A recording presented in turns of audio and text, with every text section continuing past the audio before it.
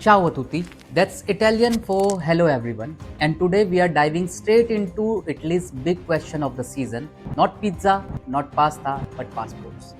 On June 8th and 9th, Italians are heading to the ballot box to vote on amending their citizenship law. And no, it's not to grant citizenship to cats in Rome's Colosseum. It's a lot more serious than that. Currently, if you are an immigrant living in Italy, you have to wait 10 years to even apply for citizenship. That's 10 winters, 10 Ferragostos, and 10 World Cups. Okay, maybe 3.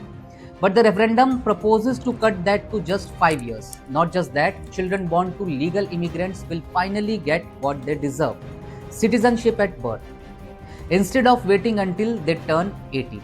Shocking, right? That's a kid born in Rome who grows up eating lasagna and yelling Forza Azzurri still isn't Italian until adulthood.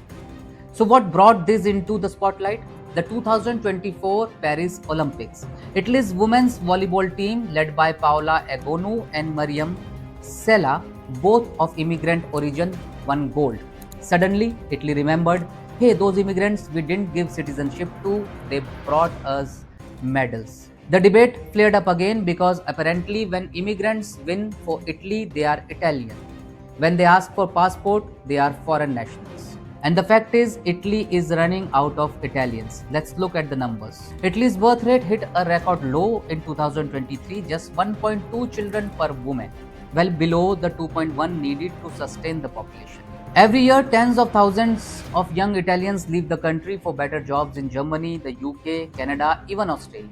Meanwhile, 23% of the Italian population is over 65. That's nearly 14 million nonas and nonos.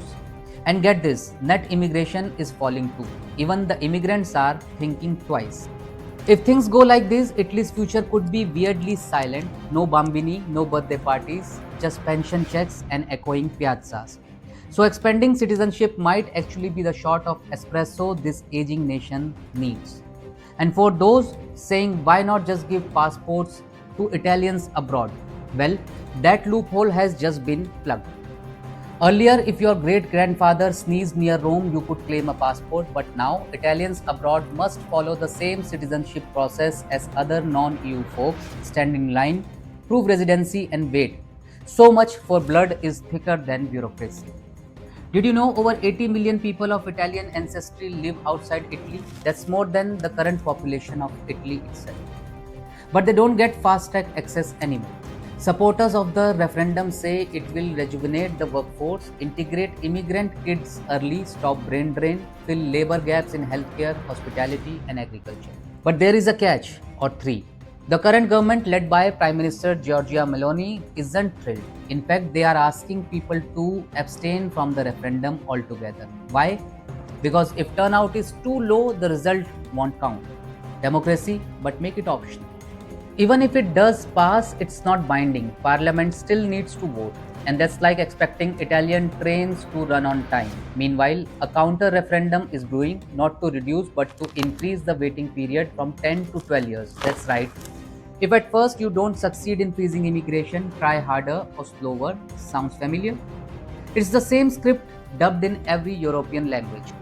So let's get this straight. You are worried about children who already live here, go to school here, and know more about Italian history than some senators getting passports. Mamma mia, the horror. Look, immigrazione illegale deve essere fermata. Illegal immigration should absolutely be controlled and stopped. But if someone is here legally, working, paying taxes, raising kids, maybe let them join the club? Or do we keep asking them to play the game but never hand them a jersey? Also, let's not forget this isn't just Italy's dilemma. Everywhere from Germany to Japan, from Canada to South Korea, the story is the same. Low birth rates, aging population, labor gaps, yet somehow immigration is always the villain. And citizens voting against change are like people refusing to refill their car's gas tank because they don't like petrol prices. Good luck reaching the future that way. This referendum could shape Italy's next generation, so the real question isn't who deserves to be Italian, it's what kind of Italy do we want tomorrow? A country stuck in nostalgia or a country ready to grow, evolve, and say benvenuto to the future? Think about it. Grazie mille, arrivederci. See you in the next episode of Peace and Power. My name is Rahul Goyal, and if you like the video, kindly subscribe this channel, like it, share it, and tell your friends about this new journey.